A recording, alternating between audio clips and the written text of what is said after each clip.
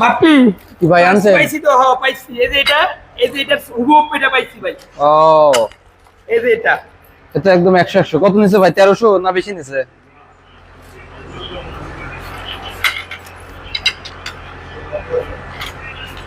I high, এটা কি সত্যি ভাই? 1600 না, 1800 না? আরে 16,000। আই হাই রে, 1300 টাকার মাল 16,000। কি কোন ভাই? কইতে নিয়েছেন ভাই বংশাল থেকে নাকি? বংশাল থেকে। এইটার দাম জানো কত? এটার দাম কত? কত? কত এটার দাম? 600 সর্বোচ্চ। এটার দাম 2000 টাকা নিছে, 2000। এই যে মেমো দেখো।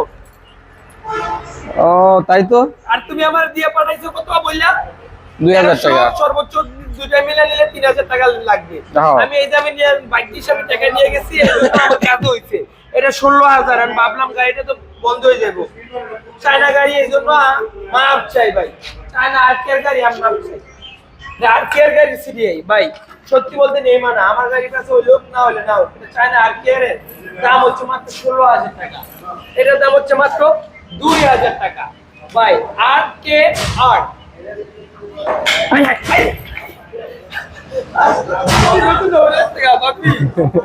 পড়ে গেলে ভাই বাদ, পড়ে গেলে আর চলতো না। একটা মোবাইলের মানে একটা মোবাইলের থেকে বেশি দাম, টাচ মোবাইল থেকে বেশি দাম।